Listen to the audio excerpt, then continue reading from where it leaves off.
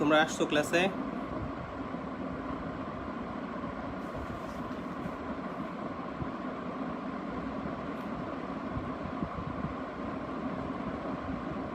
কই তোমাদের কাউকে দেখা যাচ্ছে না তো।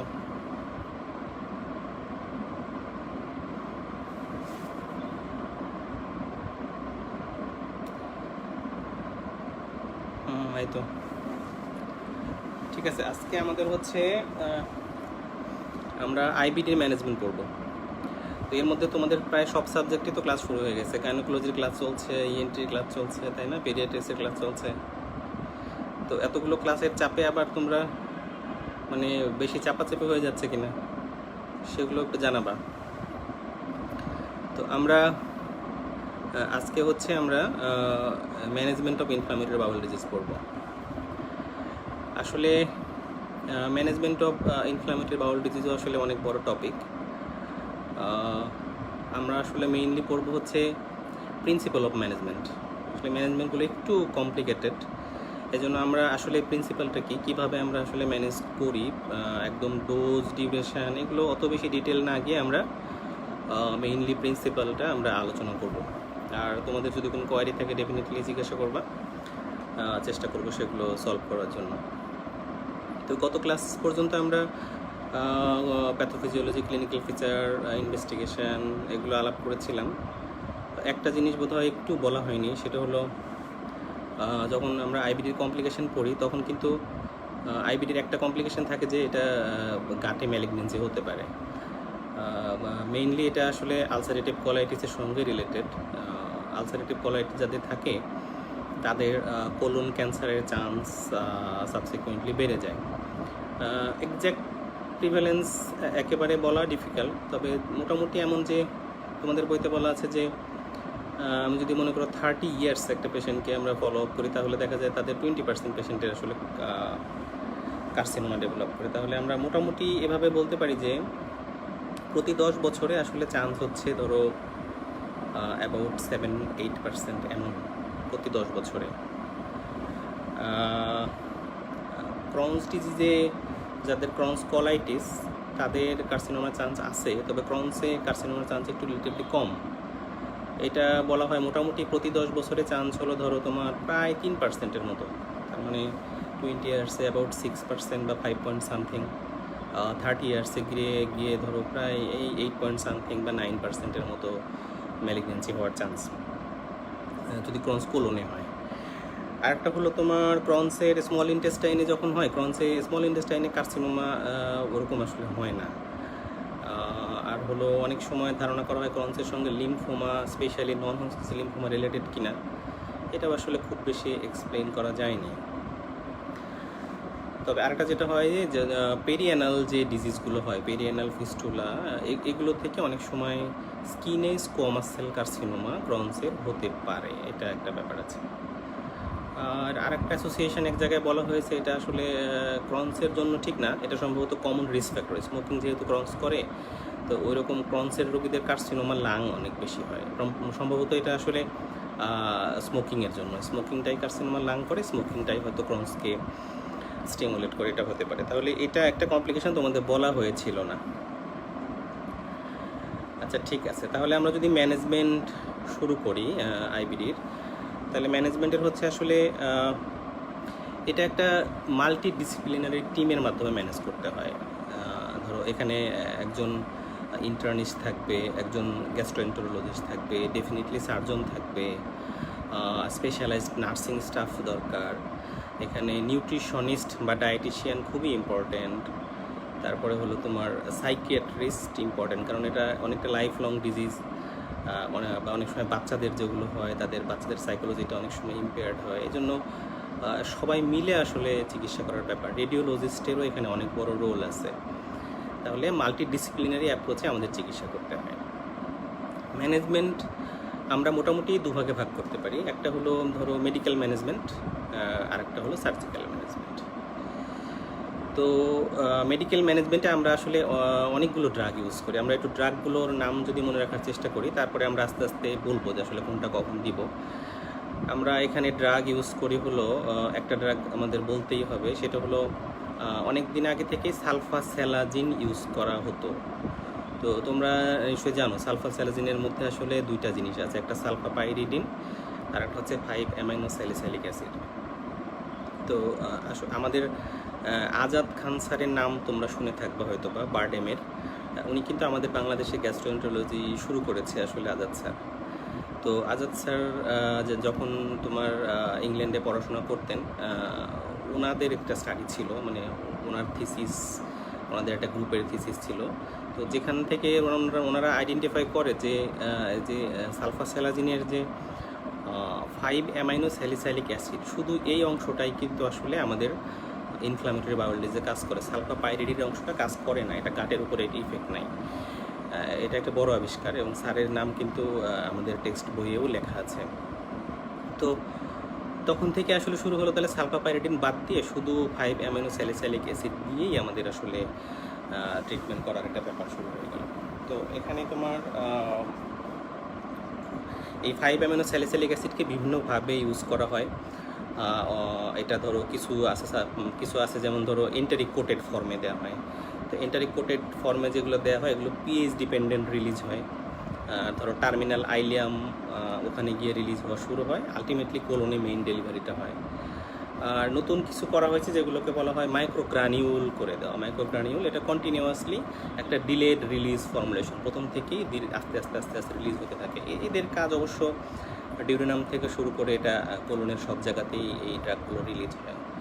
এই 5 অ্যামিনো স্যালিসাইলিক অ্যাসিড ড্রাগগুলো বাজারে যেগুলো পাওয়া যায়, আমাদের বাংলাদেশে মেইনলি মেসালামিনটা পাওয়া যায়, মেসালামিন। অন্যান্য দেশে আরও আছে অনেক, পালসালাজাইড, ওসালাজিন, এরকম আরও অনেকগুলো ড্রাগ আছে। যাই হোক, তাহলে একটা মেইন কম্পোনেন্ট হচ্ছে 5 অ্যামিনো স্যালিসাইলিক অ্যাসিড, যেটার প্রিপারেশন হচ্ছে মেসালামিন। আচ্ছা, আরেকটা ড্রাগ খুবই ইউজ হয়, সেটা হলো স্টেরয়েড। এটা অনেক সময় তোমার ধরো বুটেসোনাইড ইউজ করা যেতে পারে, প্রেডনিসোলন ইউজ করা যেতে পারে, আবার ইনজেক্টেবল ফর্মে ধরো হাইড্রোকর্টিসন, মিথাইল প্রেডনিসোলন এগুলো ইউজ করা যেতে পারে। আবার কখনো কখনো স্টেরয়েড এনেমাও কিন্তু পাওয়া যায়, অনুরূপ 5 অ্যামিনো স্যালিসাইলিক অ্যাসিডেরও কিন্তু এনেমা পাওয়া যায়। তো এই হলো ধরো দুইটা গ্রুপের ড্রাগ। তারপরে আরেকটা গ্রুপের ড্রাগ কমনলি ইউজ করা হয় হচ্ছে অ্যাজাথায়োপ্রিন অথবা 6 মার্কেপ্টোপিউরিন। অ্যাজাথায়োপ্রিন হচ্ছে প্রো ড্রাগ। এটা আসলে তুমি যদি অ্যাজাথায়োপ্রিন ইউজ করো, এটার বডিতে গিয়ে কনভার্ট হয় আসলে 6 মার্কেপ্টোপিউরিন, অথবা তুমি 6 মার্কেপ্টোপিউরিন অ্যাভেলেবল হলে ইউজ করতে পারো। আমাদের দেশে পাওয়া যায় না, অ্যাজাথায়োপ্রিন পাওয়া যায়। তাহলে এটা আরেকটা গ্রুপ অফ ড্রাগ। এছাড়া হচ্ছে তোমার সাইক্লোস্পোরিন, ইমিউনোসাপ্রেসিভ ড্রাগ, এটা ইউজ করা হয়। কিছু অ্যান্টিবায়োটিক্স ইউজ করা হয়, মেট্রোনিডাজল, সিপ্রোফ্লক্সাসিন, তারপরে ধরো তোমার ক্লারিথ্রোমাইসিন, এই ড্রাগগুলো ইউজ করা হয়। কিছু বায়োলজিক্স ইউজ করা হয় ইদানিং যেগুলো আসছে। বায়োলজিক্স তোমার ধরো মেইনলি হচ্ছে TNF আলফা ব্লকার যেগুলো, সেগুলো ইউজ করা হয়। তো এগুলো তোমরা নাম জেনে থাকবা, ইনফ্লিক্সিমাব, অ্যাডালিমোমাব, এগুলো। ইদানিং আরও একটু অ্যাডভান্স যেগুলো ড্রাগ চলে আসছে বায়োলজিক্স, সেগুলো যেমন ধরো ইন্টিগ্রিন ব্লকার আসছে বাজারে, তো সেগুলোও ইউজ করা হয়, ভেডুলিজুমাব, এগুলো ইউজ করা হয়। আরও কিছু ইমিউনোমডুলেটিং ড্রাগ বাজারে আসছে, যেমন জ্যাক স্ট্যাট পাথওয়ে তোমরা পড়েছো প্যাথোলজিতে, তো জ্যাক ইনহিবিটরও আছে, বাংলাদেশেও এটা পাওয়া যায়, টোফাসিটিনিব। তো বিভিন্ন ধরনের এরকম বায়োলজিক্স, এগুলোকে সবগুলোকে একত্রে বলা হয় বায়োলজিক্স। তো এই ড্রাগগুলো কিন্তু আমাদের আইবিডিতে ইউজ করা হয়। আর বাকি যেগুলো ড্রাগ সেগুলো আসলে আইবিডির সাথে রিলেটেড না, ওটা ধরো ম্যাল নিউট্রিশন, ম্যাল অ্যাবজর্পশন হয়, বোন ডিমিনারেলাইজেশন হয়, তার জন্য বিভিন্ন ভিটামিন ডি, ক্যালসিয়াম, এগুলো সাপোর্টিভ ম্যানেজমেন্ট দেওয়া হয়, সেগুলো আলাদা। That is not actually the treatment of IBD. তো আমরা আইবিডি চিকিৎসা করতে গেলে আমাদের আসলে কতগুলো এইম থাকতে হয় আমাদের মাথায়। এইম হলো যে আমরা আমাদের উদ্দেশ্য হচ্ছে ডিজিজটাকে আমরা রেমিশনে নিয়ে আসবো। তো এটাকে আমরা বলি ইন্ডাকশন অফ রেমিশন। তো তারপরের উদ্দেশ্য হচ্ছে এই যে রেমিশনে নিয়ে আসলাম, এটা আবার রিল্যাপস হতে পারে, তাই আমি রিল্যাপসটা প্রিভেন্ট করার চেষ্টা করবো। কারণ আমরা প্রথমেই বলেছিলাম যে IBD actually disease of relapse and remission. তুমি ড্রাগ দিলেও তার রিল্যাপস রেমিশন যে হবে না তা না, কিন্তু we will try our best.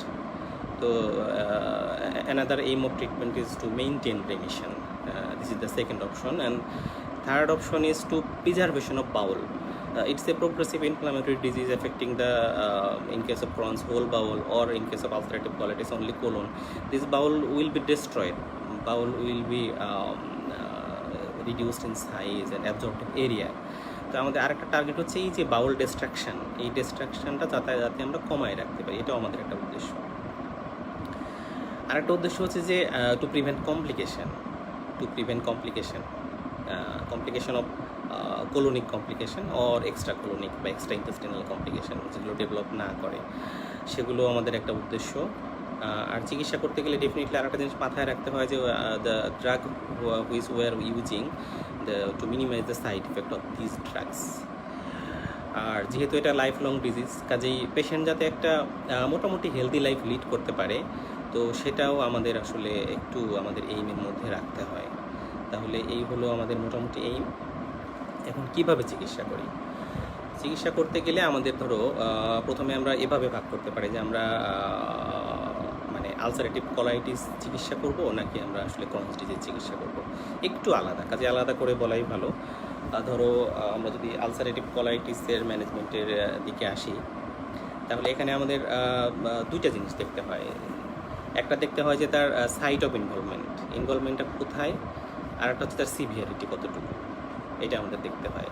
তো সিভিয়ারিটি আলসারেটিভ কোলাইটিস দেখার জন্য তোমাদের বইয়ে দেখবা একটা বড় টেবিল দেওয়া আছে, একটা ট্রুলাভ উইটিস, দুজন সায়েন্টিস্টের নামে, ওই টেবিলের মাধ্যমে সিভিয়ারিটি দেখা হয়।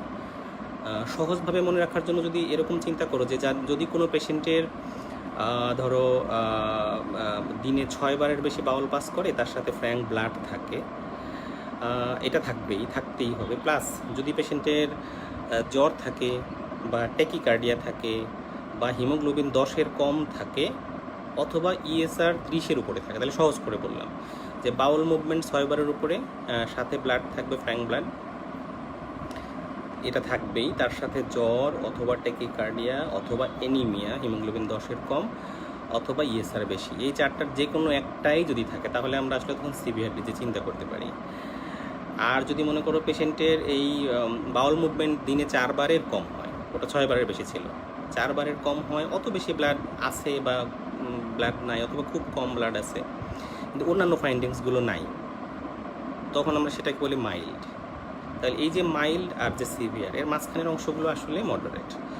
তো এইভাবে আমরা মাইল্ড, মডারেট, সিভিয়ার ভাগ করি আলসারেটিভ কোলাইটিস। ভাগ করে আমরা according to site of involvement আমরা আসলে চিকিৎসা দেওয়া শুরু করি।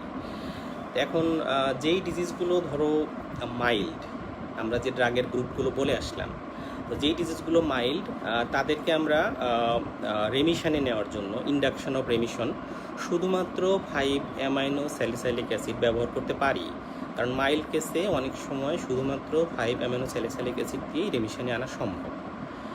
তাহলে মেসালামিন আমাদের দেশে যেটা পাওয়া যায়, মেসালামিন দিয়ে আমরা রেমিশনে আনতে পারি। এখন তুমি মেসালামিন কীভাবে দিবা, তো ডিপেন্ড করবে কোথায় ইনভলভ। যদি মনে করো শুধু রেকটাম ইনভলভ থাকে, প্রোক্টাইটিস, তাহলে আমি যদি অ্যাভেলেবল হয় তাহলে আমি মেসালামিন সাপোজিটরি ব্যবহার করতে পারি, এনিমা ফর্মে এনিমা বা সাপোজিটরি ব্যবহার করতে পারি। তো যদি এনিমাতে রেসপন্স না করে তখন আমি ওরাল ফর্মুলেশনে যেতে পারি, এটা তো প্রোক্টাইটিসের ক্ষেত্রে। কিন্তু যদি মনে করো আরেকটু এক্সটেন্সিভ হয়, যে লেফট সাইডেড কলাইটিস, এটা আমরা গত ক্লাসে পড়েছি, আপ টু স্প্লিনিক ফ্লেক্সার, তখন আমরা বলি যে না, এটাকে বলে টেইল অ্যান্ড টপ প্যাটার্ন, তার মানে তুমি এনিমাও দিবা এবং মুখেও দিবা। তার মানে তখন আমরা মেসালামিন সাপোজিটরিও দিতে পারি এবং সাথে আমরা ওরাল ফর্মুলেশনও মেসালামিন দেব। তো দেখা যায় যে মাইল্ড কেসে এই মেসালামিন দিয়েই, রেকটামের ক্ষেত্রে শুধু সাপোজিটরি অথবা লেফট সাইডের কলাইটিসের ক্ষেত্রে সাপোজিটরি প্লাস ওরাল, এগুলো দিয়েই কিন্তু অনেক পেশেন্ট রেমিশনে চলে আসে। এখন কথা হলো যদি পেশেন্ট মডারেট হয়, তো মডারেট হলে আমাদের মেসালামিন দিয়ে চেষ্টা না করাই ভালো। মডারেট কেসও অনেক সময় যে মেসালামিনের রেসপন্স করবে না তা না, তবে মডারেট কেসে আমরা যেটা বলি যে এটা আসলে ইন্ডাকশানের সময় মেসালামিন তো অবশ্যই দিব, সাথে আমরা আসলে স্টেরয়েড দেব। এখন সেই স্টেরয়েডটা কীভাবে দেব, এটাও ডিপেন্ড করবে যে কোথায় ইনভলভ। যদি মনে করো রেকটাম থাকে তাহলে আমরা স্টেরয়েড এনেমা দিতে পারি, যদি আরেকটু বেশি ইনভলভ থাকে তাহলে আমরা এনেমার পাশাপাশি ওরাল স্টেরয়েড দিতে পারি অথবা শুধু ওরালও দিতে পারি। তাহলে দেখো আমরা এভাবে আমরা রেমিশন নেওয়ার জন্য চেষ্টা করলাম, মাইল্ড কেস এবং মডারেট কেস। এখন যদি মনে করো মাইল্ড কেস ছিল, আমি মেসালামিন দিলাম, অথবা মডারেট কেস মাইল্ড কেস ছিল, মেসালামিন দিলাম, কিন্তু পেশেন্ট রেমিশনে যায়নি, সাপোজিটরি দিলাম বা এনেমা দিলাম, ওরাল দিলাম, যায়নি, তখন কিন্তু আমাকে মডারেটে চিকিৎসা শুরু করতে হবে। তার মানে তখন তাকে স্টেরয়েড দিতে হবে। তার মানে রেসপন্স না করলে আমি একটু স্টেপ বাড়াচ্ছি, স্টেপ আপ করে আমি তাকে স্টেরয়েড দিচ্ছি। এখন মনে করো প্রথমেই মডারেট কেসকে আমরা স্টেরয়েড দিয়ে শুরু করলাম, রেসপন্স করলো না, তখন আমরা কী করব? তখন আমরা হচ্ছে ওরাল ইনজেক্টেবল স্টেরয়েডে যদি রেসপন্স না করে, তখন আমরা হচ্ছে ইনজেক্টেবল স্টেরয়েডে যেতে পারি। যে সাপোজিটরি বা তোমার এনেমা এবং ওরাল ফর্মে রেসপন্স না করলে তখন আমরা ইনজেক্টেবল স্টেরয়েডে চলে যাব। ইনজেক্টেবল স্টেরয়েডে আমরা হাইড্রোকর্টিসন ব্যবহার করতে পারি, আমরা মিথাইল প্রেডনিসোলোন ব্যবহার করতে পারি। তো যদি পেশেন্ট রেসপন্স করে যায়, তা আগে করে যাওয়াগুলো আমরা বলি।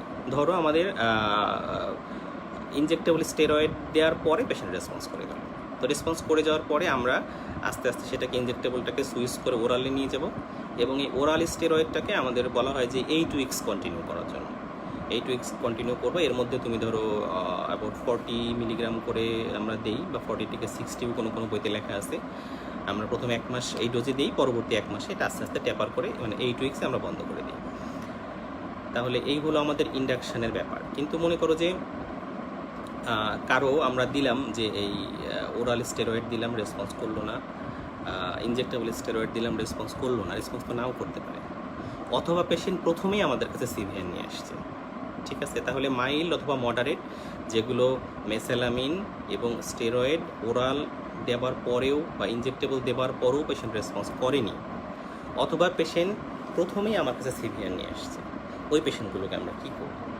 তো এই পেশেন্টগুলোকে আমরা ডেফিনেটলি হসপিটালে ভর্তি করব, এবং এটা ডেফিনেটলি মাল্টিডিসিপ্লিনারি ম্যানেজমেন্টে আমাদের যেতে হবে। তো ভর্তি করে আমরা যেটা করি, ভর্তি করে আমরা যদি আগে ইনজেক্টেবল স্টেরয়েড না পেয়ে থাকে, যেমন সিভিয়ার কেস প্রথমেই আমার কাছে আসলো, তাহলে তাদেরকে আমরা শুরুতে একটা ইনজেক্টেবল স্টেরয়েড শুরু করবো, হাইড্রোকর্টিসন অথবা মিথাইল প্রেডনিসোলোন। আর যারা আগে থেকেই পেয়ে আসছে তাদেরকে ভর্তি করে আমরা কয়েকদিন অবজার্ভ করব। আমরা আসলে 7 থেকে 10 দিন দেখি যে পেশেন্ট রেসপন্স করে কিনা। যদি পেশেন্ট রেসপন্স না করে, তাহলে আমরা আরেকটা ড্রাগে চলে যাব। সেই ড্রাগটা হচ্ছে either you can go to cyclosporine or you can go to biologics. তাহলে এই স্টেপে এসে আমাদেরকে সাইক্লোস্পোরিন ইনজেক্টেবল অথবা বায়োলজিক্সে যেতে হচ্ছে। তো যদি ধরো কারো সাইক্লোস্পোরিনে রেসপন্স করে যায়, সাইক্লোস্পোরিন একটু রিলেটিভলি লো কস্ট ড্রাগ, যদি সাইক্লোস্পোরিনে রেসপন্স করে যায়, তো ওই সাইক্লোস্পোরিন যদি আমরা ইনজেক্টেবল সাইক্লোস্পোরিন দিয়ে রেসপন্স করাই, ওইটা সাবসিকুয়েন্টলি ওরাল সাইক্লোস্পোরিনে চলে যাব, এবং ওরাল সাইক্লোস্পোরিনটা আমরা বলা হয় যে অ্যাবাউট 6 মান্থ আমরা কন্টিনিউ করতে পারি। তারপরে আমরা সাইক্লোস্পোরিনটা বন্ধ করে দিয়ে অন্যটাকে আমরা মেইনটেনেন্সের সময় সেটা বলবো। আর যদি পেশেন্টের বায়োলজিক্স দিয়েই রেসপন্স করাতে হয়, যে না সাইক্লোস্পোরিনের রেসপন্স হয়নি, বায়োলজিক্স দিয়েই রেসপন্স করাতে হচ্ছে, এই ডিজিজগুলো একটু ডিফিকাল্ট, আসলে এদের পার্সেন্টেজ খুবই কম, কিন্তু এই ডিজিজগুলোকে আসলে বায়োলজিক্স বন্ধ করে এদেরকে রেমিশনে রাখা যায় না। এদের দেখা যায় যে মেইনটেনেন্সও আসলে বায়োলজিক্স দিয়ে মেনটেন করতে হয়। তাহলে দেখো কতগুলো স্টেপ আমরা পার হয়ে আসলাম। এমন তো হতে পারে যে আমরা আসলে সাইক্লোস্পোরিন অথবা বায়োলজিক্স সবই দিলাম, তারপরেও পেশেন্ট রেসপন্স করতেছে না, আমরা কিন্তু আলসারেটিভ কোলাইটিস বলতেছি, তারপরেও রেসপন্স করি, তখন আমরা কী করব? তখন then we go for surgery. কোন ধরনের সার্জারি করা হয় সেগুলো আমরা সার্জারি পড়াশোনা করব। তাহলে এগুলো দেখো হচ্ছে স্টেপস অফ ইন্ডাকশান। তাহলে আমি শুরু করলাম আসলে কী দিয়ে শুরু করলাম? According to site of involvement, according to severity. আমরা প্রথম দিকে মেসালামিন দিয়ে শুরু করেছি লোকাল ফর্ম বা পারেক্টাল ফর্মে, সেটা রেসপন্স না করলে ওরাল দিচ্ছি, যদি সেটা রেসপন্স না করে তাহলে আমরা ওরাল স্টেরয়েড দিচ্ছি, যদি সেটা রেসপন্স না করে আমরা ইনজেক্টেবল স্টেরয়েড দিচ্ছি, তখনও যদি রেসপন্স না করে তখন আমরা সাইক্লোস্পোরিনে যাচ্ছি অথবা বায়োলজিক্সে যাচ্ছি। যেখানেই পেশেন্ট রেসপন্স করবে সেখান থেকে আমাকে গ্র্যাজুয়ালি ডোজ ট্যাপার করে করে করে করে একটা মেইনটেন্সে চলে যেতে হবে। তাহলে এটা হচ্ছে রেমিশন ইন্ডাকশন। একটা জিনিস হচ্ছে যখন পেশেন্ট সিভিয়ার কোলাইটিস নিয়ে ভর্তি হয়, বা আমরা গত ক্লাসে বলেছিলাম যে কোলনটা অনেক বেশি ডাইলেটেড হয়ে যায়, আমরা টক্সিক মেগা কোলন বলি, তো বা ফালমিনেন্ট কোলাইটিসও বলা হয় অনেক সময়। এই ক্ষেত্রে কিন্তু স্টেরয়েডের পাশাপাশি বা বায়োলজিক্স বা আদার যে ড্রাগগুলো দিলা তার পাশাপাশি অন্যান্য ড্রাগ ইউজ করতে হয়। যেমন ধরো তখন তাকে ব্রড স্পেকট্রাম অ্যান্টিবায়োটিক দিতে হয়, তারপরে হচ্ছে তার ফ্লুইড ব্যালেন্স মেনটেন করতে হয়, তার নিউট্রিশনাল ব্যালেন্স মেনটেন করতে হয়। আর একটা জিনিস, এই পেশেন্টরা আমরা কমপ্লেক্সন করার সময় বলেছিলাম যে এটা কিন্তু থ্রম্বোএম্বোলিক ম্যানিফেস্টেশন তৈরি করতে পারে, কাজেই তাদেরকে প্রোফাইলেকটিক অ্যান্টিথ্রম্বোটিক ড্রাগ তাদেরকে ব্যবহার করতে হয়। লো মলিকুলার ওয়েট হেপারিন তখন কিন্তু তাদের ব্যবহার করতে হয়। এগুলো in addition to get induction of remission. তাহলে ঠিক আছে, তাহলে এভাবে আমরা হচ্ছে আলসারেটিভ কোলাইটিসের পেশেন্টকে রেমিশন ইন্ডাকশনের জন্য চেষ্টা করতে পারি। এখন ধরো পেশেন্ট আমাদের রেমিশনে চলে আসছে, তো আমাদের রেমিশনটাকে মেনটেন করতে হবে। এখন মেনটেন করার জন্য কতগুলো ড্রাগ যে আমরা বলে আসলাম, সবগুলো ড্রাগ কিন্তু আসলে মেনটেন্যান্সে ব্যবহার করা হয় না। স্টেরয়েড তুমি কখনোই মেনটেন্যান্সে ব্যবহার করবে না, কারণ স্টেরয়েড অনেক সাইড এফেক্ট। সাইক্লোস্পোরিন তুমি মেনটেন্যান্সে ব্যবহার করবে না, এটা 3 থেকে 6 মাসের ভিতরে চালানো উচিত না। তাহলে আমরা মেনটেন্যান্সে কী ব্যবহার করব? মেনটেন্যান্সে আমরা আলসারেটিভ কোলাইটিসে আমরা 5 অ্যামাইনো স্যালিসাইলিক অ্যাসিড ব্যবহার করব। মানে দিস মেসালামিন উইল বি কন্টিনিউ। কতদিন চালানো লাগবে এটা বলা difficult, it may be life long. এমন যদি হয় যে পেশেন্ট ধরো আমি রেমিশনে নিয়ে গেলাম, রেমিশনে নিয়ে আমি স্টেরয়েড বন্ধ করে দিয়েছি, কিন্তু পেশেন্ট স্টেরয়েড বন্ধ করে দিলে আবারও পেশেন্টের রিল্যাপস হচ্ছে, তো এটাকে আমরা বলি স্টেরয়েড ডিপেন্ডেন্সি। তো যেই পেশেন্টের স্টেরয়েড ডিপেন্ডেন্সি ডেভেলপ করে এটা একটা, অথবা একটা পেশেন্ট অ্যাডিকুয়েট ডোজে মেসালামিন বা 5 অ্যামাইনো স্যালিসাইলিক অ্যাসিড পাচ্ছে, তারপরেও 6 মাসের মধ্যে 2 বারের বেশি রিল্যাপস হচ্ছে, তাহলে এই রোগীগুলোকে আমরা অ্যাজাথায়োপ্রিন শুরু করব মেইনটেনেন্সে ইন অ্যাডিশন টু মেসালামিন। ক্লিয়ার? তাহলে আমি পেশেন্টকে সাফিসিয়েন্ট মেসালামিন দেওয়ার পরেও আমি পেশেন্টকে ঠিক রেমিশনে রাখতে পারছি না, বা স্টেরয়েড বন্ধই করতে পারছি না, বন্ধ করলেই তার শুরু হয়ে যাচ্ছে, তখন আমরা 2টা ড্রাগ ইউজ করব। যে মেসালামিনের সঙ্গে আমরা অ্যাজাথায়োপ্রিন অথবা 6 মার্ক ক্যাপটোপিরন ইউজ করবো। তো এটা আমরা কন্টিনিউ করবো। কখনো কখনো কিন্তু থার্ড ড্রাগও ইউজ করা লাগতে পারে, কখনো কখনো মেথোট্রেক্সেটও ইউজ করা লাগতে পারে। তাহলে এভাবে হচ্ছে আমরা পেশেন্টকে মেনটেন করবো। আর আমরা প্রথমে যখন বলেছিলাম যে যদি কারো বায়োলজিক্স দিয়ে রেমিশনে আনতে হয়, ইন্ডাকশান রেমিশন করতে হয়, তাহলে কিন্তু তাকে বায়োলজিক্স দিয়েই মেনটেন করতে হয় in addition to this sulfasalazine or mesalamine. তাহলে হচ্ছে এই হলো আমাদের মোটামুটি আলসারেটিভ কোলাইটিস যদি হয় তাদের সিভিয়ারিটি অনুযায়ী এইভাবে আমাদের চিকিৎসা করতে হবে। আর হলো যদি ক্রনস হয় তাহলে ক্রনসের চিকিৎসাটা একটু আলাদা করে আমরা বলি। ক্রনসের হলো ধরো একটা ইম্পর্টেন্ট কথা হলো ক্রনসে মেসালামিন খুব বেশি কাজ করে না। ক্রনসে মেসালামিন খুব বেশি কাজ করে না কারণ আমরা মেসালামিন আসলে আমাদের দেশে যেটা পাওয়া যায়, যেটা একটু ধরো পিএইচ ডিপেন্ডেন্ট যেগুলো পাওয়া যায়, সেগুলোও রিলিজ হয় আসলে টার্মিনাল অ্যালেমের ওখানে গিয়ে, কাজে এটা আসলে কোলনে ছাড়া খুব বেশি ভালো কাজ করে না। কিন্তু আমাদের দেশে পাওয়া যায় না, বাহিরে পাওয়া যায়, যেগুলো ডিউডেনাম থেকে রিলিজ হওয়া শুরু হয়, ওদের কখনো কখনো স্মল ইন্টেস্টাইনে মেসালামিন কাজ করতে পারে। কিন্তু ইন জেনারেল কথা হলো যে মেসালামিন আসলে ক্রনসে অতটা ইফেক্টিভ না। কিন্তু ক্রনস কলাইটিসের ক্ষেত্রে আলাদা। যদি ক্রনস কলাইটিস হয় তাহলে তার চিকিৎসা অনেকটা আলসারেটিভ কোলাইটিসের মতোই। আচ্ছা, এখন মনে করো যদি কারো ক্রনস আইলিওসিকাল বা আইলিয়াম এগুলো যদি ইনভলভমেন্ট হয়, আইলিওসিকাল অথবা আইলিয়াল স্মল ইন্টেস্টিনাল ক্রনস, তাহলে আমরা কি করব? তখন তাদের রেমিশন ইন্ডাকশানে আমরা প্রথমেই স্টেরয়েড দিয়ে শুরু করব। এটা হচ্ছে আলাদা, যে আমরা প্রথমেই তাকে স্টেরয়েড দিয়ে শুরু করব। তো স্টেরয়েড একই কথা, আমরা মানে চাইলে তোমার বুটিসোনাইড দিয়ে শুরু করতে পারি, বা চাইলে আমরা ওরাল প্রেডনিসোলিন দিয়ে শুরু করতে পারি। তারপরের কথাগুলো একই, যদি রেসপন্স না হয় তাহলে আমি ইনজেক্টেবলে চলে যাব, যদি রেসপন্স না হয় তাহলে আমরা অ্যাডমিশন দেবো, সাইক্লোস্পোরিনে যাব, বায়োলজিক্সে যাব, এগুলো আগের মতোই। কিন্তু পার্থক্য হচ্ছে যে আমি আলসারেটিভ কোলাইটিসের মাইল্ড ফর্ম বা কোনো মডারেট ফর্মে আমরা 5 অ্যামাইনো স্যালিসাইলিক অ্যাসিড প্রিপারেশন দিয়েও রেমিশনে আনার চেষ্টা করতে পারি। কিন্তু ক্রনসে যদি সেটা কলাইটিস না হয়, আইলিয়াল বা স্মল ইন্টেস্টিনাল বা আইলিওসিকাল হয়, কখনোই আমরা মেসালামিন দিয়ে চেষ্টা করব না। তাহলে এটা একটা ইম্পর্টেন্ট ইস্যু। আর একটা ইম্পর্টেন্ট ইস্যু হচ্ছে স্টেরয়েড দিয়ে তুমি ইন্ডাকশন ট্রাই করলা, তোমাকে তো একটা মেনটেন্যান্স ড্রাগ দিতেই হবে। আর আমরা বলেই রাখছি স্টেরয়েড দিয়ে কখনোই মেনটেন করা যাবে না সাইড ইফেক্টের জন্য। কাজেই তার মেনটেনেন্সের জন্য প্রথম থেকেই একটা ড্রাগ শুরু করতে হবে। তো আলসারেটিভ কোলাইটিসে মেনটেন্যান্সে কী ড্রাগ ইউজ করেছিলাম আমরা? মেসালামিন ইউজ করেছিলাম, রেসপন্স না হলে অ্যাজাথায়োপ্রিন বা 6 মার্ক ক্যাপটোপিরন ইউজ করেছিলাম, কখনো কখনো মেথোট্রেক্সেট ইউজ করেছিলাম। তো যেহেতু আমরা এখানে বলছি যে ক্রনসে আমার মেসালামিন দিয়ে তেমন কোনো কাজ হবে না, কাজেই প্রথমেই আমার মেনটেন্যান্সের জন্য অ্যাজাথায়োপ্রিন অথবা 6 মার্ক ক্যাপটোপিরিনই ইউজ করতে হবে, এবং এটা স্টেরয়েডের সঙ্গে প্রথমেই শুরু করতে হবে।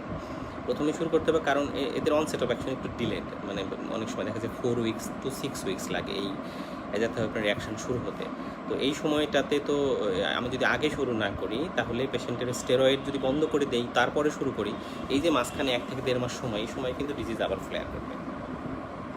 ঠিক আছে, তাহলে মোটামুটি এরকম যে যদি ক্রনস কোলাইটিস হয়, তার চিকিৎসা হলো ক্রনসের আলসারেটিভ কোলাইটিসের মতো। যদি ক্রনস স্মল বাউল ইনভলভ করে, তার চিকিৎসা হচ্ছে এমন।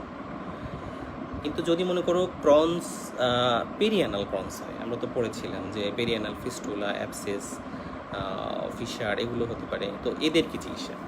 আমরা প্রথম দিন ক্লাসে বলেছিলাম যে পেরিয়ানাল ডিজিজটা আসলে কতটুকু সিভিয়ারলি ইনভলভ, এটা বোঝার জন্য অবশ্যই তোমাকে যদি সম্ভব হয় একটা পেলভিক এমআরআই করতে হবে। তো এমআরআই করলে আমরা তার ডিজিজ অ্যানাটমিটা ভালো করে বুঝতে পারবো যে কোথায় কতটুকু ইনভলভ। এইখানে কি কি দেওয়া যায়?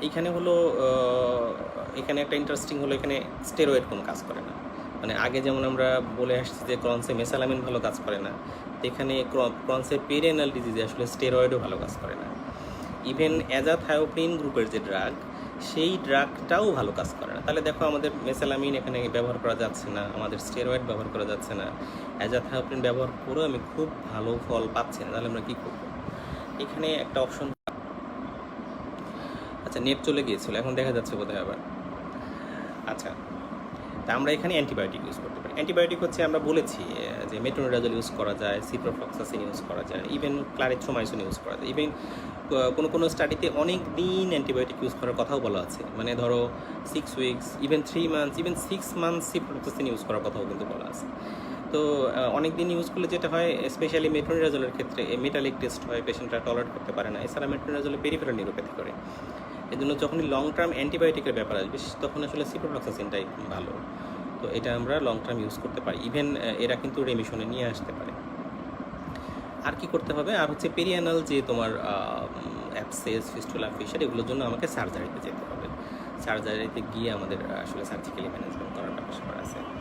তবে এখানে আরেকটা ব্যাপার হলো, আমরা যে বায়োলজিক্সের কথা বলেছি, যে ইনফ্লিক্সিমাব অথবা ধরো বোটেলিজুমাব অথবা ধরো এখন টোফাসিটিনিব, এই ড্রাগগুলো কিন্তু পেরিয়ানাল ডিজিজে বেশ ভালো কাজ করে। এগুলো ইন্ডাকশনও আনে, রিমিশনও রাখতে পারে।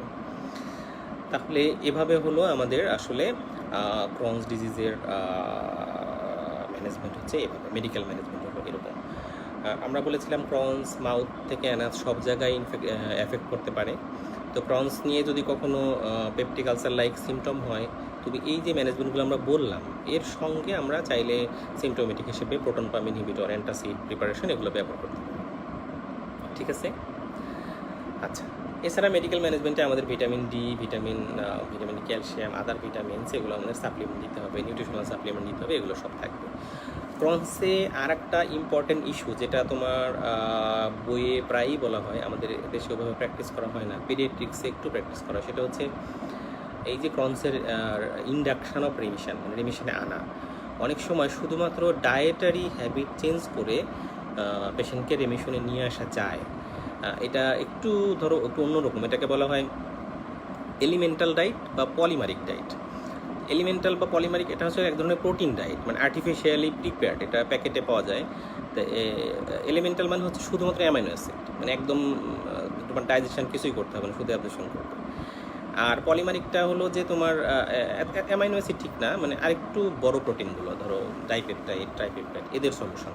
তো এদের এতটাই পিওর থাকে, তো বলা হয় যে ইন্টেস্টাইনে গিয়ে যে একটা ধরো একটা ইনসাল্ট করলো, সেখান থেকে যে ইমিউনোলজিক্যাল রিয়াকশন হলো, এইগুলোকে যদি আমি প্রিভেন্ট করতে পারি, পেশেন্টকে আর কিছুই খেতে দিলাম না, এই এলিমেন্টাল বা ধরো পলিমারিক ডায়েট দিলাম, তো শুধু এগুলো দিয়েই without having steroid patient may go into remission. এটা স্টাডি আছে যে এটা রেমিশনে যেতে পারে, স্পেশালি চাইল্ডহুড ক্রনস ডিজিজে এটা আসলে বেশি দেখা যায়। তাহলে এগুলো হলো আমাদের আইবিডির হচ্ছে মোটামুটি মেডিকেল ম্যানেজমেন্ট। এখন আসো সার্জিক্যাল ম্যানেজমেন্ট। সার্জারি আসলে আমরা কখন করব? আমরা সার্জারি আসলে ধরো যদি চিন্তা করি indication of surgery in inflammatory bowel disease, আমরা প্রথমে কোলন নিয়ে বলি, ধরো কোলনিক ডিজিজ যেগুলো আছে, অথবা স্মল ইন্টেস্টিনালও হতে পারে।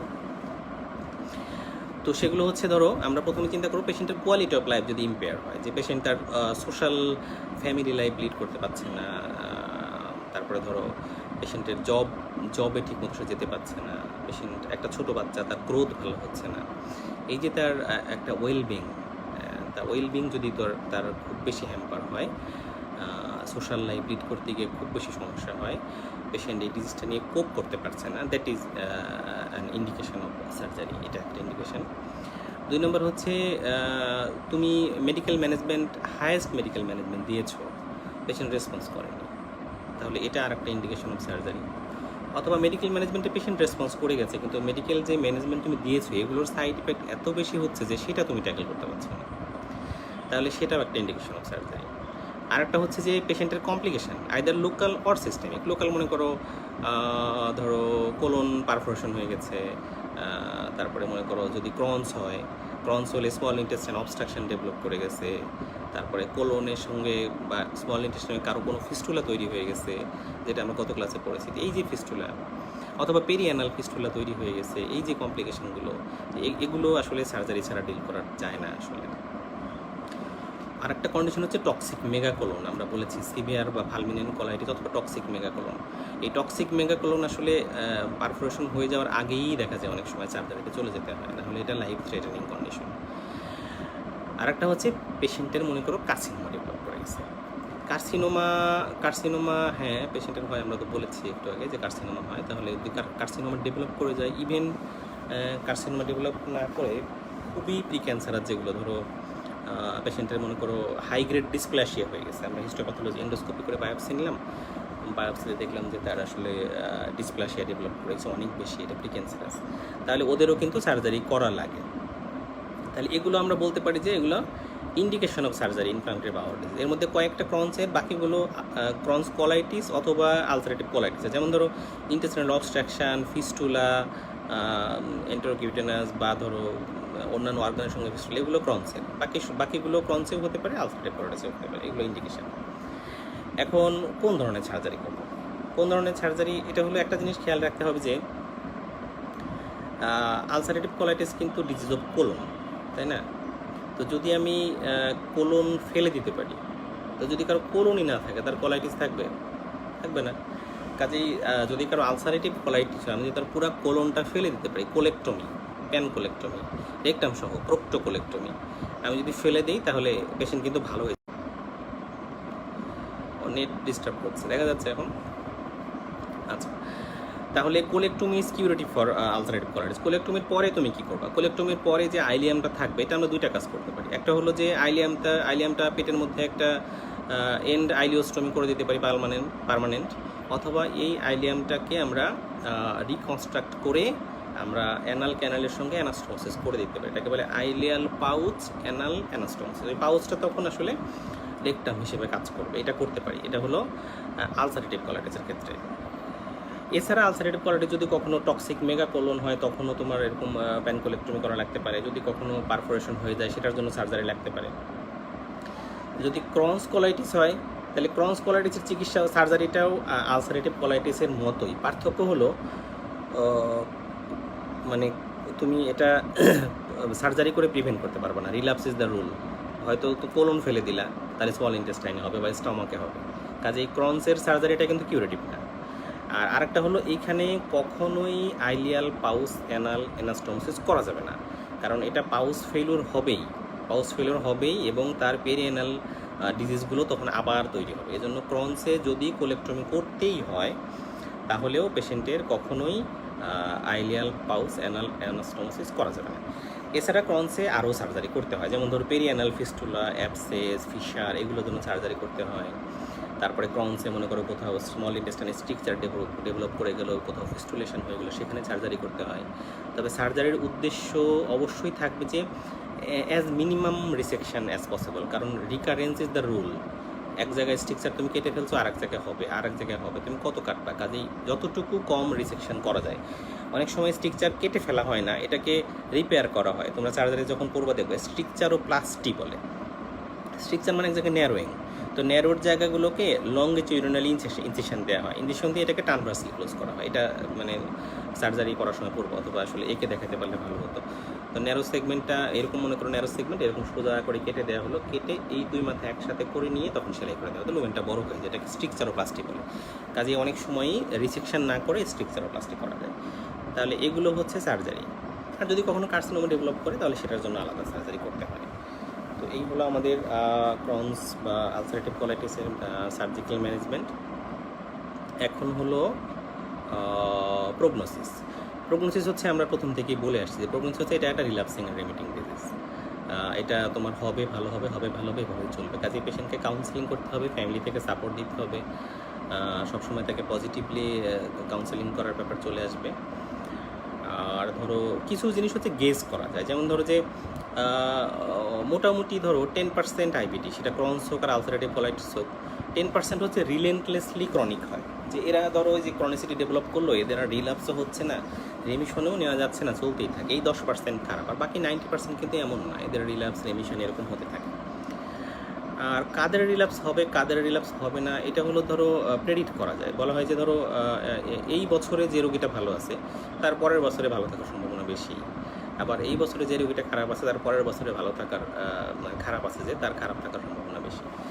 এটা একটু প্রেডিক্ট করা যেতে পারে। আবার ধরো কিছু কিছু ফ্যাক্টর, যেমন ধরো ইনফেকশান, তারপরে মনে করো অ্যান্টিবায়োটিক ইউজ সামটাইমস, এনএসএআইটি, স্মোকিং, এই জিনিসগুলো কিন্তু রিল্যাপসের রেট অনেক বাড়ায় দেয়। কাছে এগুলো একটু চিন্তা ভাবনা করার ব্যাপার আছে। তাহলে এই হলো মোটামুটি তোমার প্রগনোসিস। আর হচ্ছে কিছু স্পেশাল সিচুয়েশান, মেইনলি হচ্ছে প্রেগনেন্সি, এটা একটু বলা লাগে যে যেহেতু এটা ক্রনিক ডিজিজ, কাজেই এটা প্রেগনেন্সি ইস্যুটা চলে আসবে। নিয়ম হলো আইবিডিকে তুমি যদি রেমিশনে নিয়ে, মানে পেশেন্ট রেমিশনে আসে, অ্যাটলিস্ট 3 মান্থ রেমিশন, তখন যদি পেশেন্টকে তুমি অ্যাডভোকেট করো যে হ্যাঁ প্রেগনেন্ট হও, দ্যাট উইল বি বেটার। কারণ quiescent disease remains quiescent throughout the pregnancy, এটা হলো একটা ব্যাপার। মানে যে যদি আমি রেমিশনে নিয়ে নিতে পারি, ভালো করে ফেলতে পারি, তো সে ভালো থাকবে প্রেগনেন্সি পিরিয়ডে। আমরা যতগুলো ড্রাগ আইবিটিতে ব্যবহার করি এর মধ্যে তোমার স্টেরয়েড, মেসেলামিন, অ্যাজাথায়োপ্রিন, এগুলো প্রেগনেন্সিতে একেবারেই সেফ। এমটিএক্স সেফ না, এমটিএক্স দেওয়া যাবে না। বায়োলজিক্স, কিছু কিছু বায়োলজিক্স প্রেগনেন্সিতে ইউজ করা যায়, থার্ড ট্রাইমেস্টারে ব্যবহার করা ঠিক না, কারণ কনজেনিটাল অ্যানোমালি হতে পারে। অ্যান্টিবায়োটিকগুলো প্রেগনেন্সিতে ব্যবহার করা যায়। তাহলে এই হলো একটা প্রেগনেন্সির ব্যাপার। আর যদি কারো মনে করো একটা কথা আছে যে মানে পেশেন্টের আর একটা জায়গায় বলা, যেমন রুল অফ থার্ড এরকম বলা, যে পেশেন্টের যেমন থাকে ডিজিজ প্রেগনেন্সির আগে, 1/3 রুল একটা জায়গায় বলা আছে, যে 1/3 প্রেগনেন্সির সময় তেমনই থাকে, 1/3 ভালো হয়ে যায়, আর 1/3 অ্যাগ্রাভেট করে। এটা অ্যাক্টিভ ডিজিজের ক্ষেত্রে। আর যদি তুমি ইনঅ্যাক্টিভ করে নিতে পারো তাহলে সেটা মোটামুটি ধরে নেওয়া যায় ইনঅ্যাক্টিভ থাকবে। আর অ্যাক্টিভ ডিজিজ প্রেগনেন্ট হলে এই অ্যাক্টিভিটি এইভাবেই তার পার করতে পারে 1/3, বাকি 1/3 প্রেগনেন্সিতে রেমিশনে চলে যেতে পারে, বাকি 1/3 কিন্তু অ্যাগ্রাভেট করতে পারে। আর হচ্ছে রিগার্ডিং ডেলিভারি, এটা যদি পেরিঅ্যানাল ডিজিজ না থাকে ক্রনসের মতো, অথবা যদি তার সিভিয়ার কোলাইটিস না হয়, অথবা ফিস্টুলেটিং ডিজিজ না থাকে, তাহলে কিন্তু আমরা নর্মাল ডেলিভারি অ্যাডভোকেট করতে পারি। Otherwise you can go for caesarean section. Breast feeding, এই মেজরিটি ড্রাগ এগুলো ব্রেস্ট ফিডিংয়ে কন্ট্রা ইন্ডিকেশন, ব্রেস্ট ফিডিং করানো যায়। এই হচ্ছে মোটামুটি। আর এই মোটামুটি তোমাদের আইবিডি। আর কি, এটা হলো অনেক সময় তোমাদের পরীক্ষা কোশ্চেন আসে যে how will you differentiate between ulcerative colitis Crohn's disease. যেটা আমরা যতগুলো আলোচনা করেছি এর মধ্যে চলে গেছে। তো যদি আমরা একটু ধরো বলি যে টেবিল ফর্মে যদি আমরা বলার চেষ্টা করি, তাহলে মানে কেমন যে কোথায় ইনভলভমেন্ট হয়, site of involvement. Ulcerative colitis কোলনে হয়, আর ক্রনস ইন্টেস্টাইনের সব জায়গাতে হতে পারে, এটা একটা ব্যাপার। তারপরে হচ্ছে তোমার কোলনের মধ্যে বা লুমিনে কতটুকু ইনভলভ হয়, আমরা বলেছি যে আলসারেটিভ কোলাইটিস হতে মিউকোসাতে ইনভলভ হয়, মিউকোসা বা সাবমিউকোসা। আর ক্রনস হচ্ছে শুধু মিউকোসা হতে পারে, এটা সাবমিউকোসা হতে পারে, মাসেল হতে পারে, সেরোসা হতে পারে, সবই হতে পারে।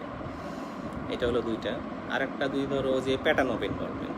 আলসারেটিভ কোলাইটিস হচ্ছে তোমার একটা কন্টিনিউয়াস ইনভলভমেন্ট, আর ক্রনসে কী হয়, স্কিপলেশন হয়, কিছু ভালো জায়গায় কিছু খারাপ জায়গায় এগুলো থাকে। এরপরে ধরো রেকটাল ইনভলভমেন্ট, এটা আলসারেটিভ কোলাইটিসের রেকটাল ইনভলভমেন্ট হবে, ক্রনসে হবে না। পেরিয়ানাল ইনভলভমেন্ট ক্রনসে হবে, আলসারেটিভ কোলাইটিসে হবে না, হলেও ভেরি রেয়ার। আদার ফিস্টুলা এগুলো আসলে ক্রনসের ফিচার, আলসারেটিভ কোলাইটিস এগুলো সাধারণত হয় না। স্মল ইন্টেস্টাইন যদি ইনভলভ হয় তাহলে ইন্টেস্টাইনাল অবস্ট্রাকশন, ন্যারোয়িং এগুলো হওয়ার চান্স ডেফিনেটলি ক্রনসে আছে, আলসারেটিভ কোলাইটিসে নাই। কার্সিনোমার চান্স একটু ক্রনসে কম আলসারেটিভ কোলাইটিসের চেয়ে। তারপরে তুমি এন্ডোস্কোপি করে যখন দেখবা তখন আমরা কয়েকটা কথা বলেছিলাম যে আলসারেটিভ কোলাইটিসের আলসারগুলো কেমন হয়, মানে এটা একটা প্রথম দিকে খুবই ছোট ছোট মাইক্রো আলসার থাকে, তারপরে সেই আলসারগুলো আস্তে আস্তে বড় হয়, ডিফিউজ আলসারেশন হয়, এবং এক্সটেন্সিভ আলসারেশন যখন হয় তখন মাঝে মাঝে সিউডোপলিপ দেখা যায়। ক্রনসে আলসারগুলো লিনিয়ার হয়, সার্পেন্টাইন এই ধরনের আলসার হয়, বিয়ার ক্ল টাইপ, মানে ভালো আচর দিলে যেরকম হয় এই টাইপের আলসার হয়, এবং মাঝখানের এরিয়াগুলো আমরা বলছিলাম যে কবলস্টোনিং অ্যাপিয়ারেন্স হয়, তো এগুলো ক্রনসে হয়, এটা আলসারেটিভ কোলাইটিসে হয়। আর একটা ব্যাপার হচ্ছে সেটা হলো যদি তুমি বায়োপসি করে হিস্টোপ্যাথোলজি করো তাহলে হিস্টোপ্যাথোলজি করলে ক্রনসে গ্রানুলোমা পাওয়া যেতে পারে, গ্রানুলোমা নন ক্যাজিয়েটিং। আর আলসারেটিভ কোলাইটিসে আসলে এরকম গ্রানুলোমা পাওয়া যায় না। তাহলে মোটামুটি এগুলো হচ্ছে এই দুইটা ডিজিজের পার্থক্য। তো আমাদের আইবিডি মোটামুটি এমনই। ড্রাগের টোজ আমি বলিনি, ডোজ আসলে ওরকম করে মনে রাখাও দরকার নেই তোমাদের, শুধু বেসিক প্রিন্সিপাল অফ ম্যানেজমেন্টটা আসলে আমার মনে হয় দরকার। ঠিক আছে, তাহলে আজকের মতো এখানে শেষ করি। কোনো কোশ্চেন থাকলে কমেন্টে লেখো, আমি চেষ্টা করবো উত্তর দেওয়ার জন্য। অনেক ধন্যবাদ। হ্যাঁ, ভালো থাকো তোমরা।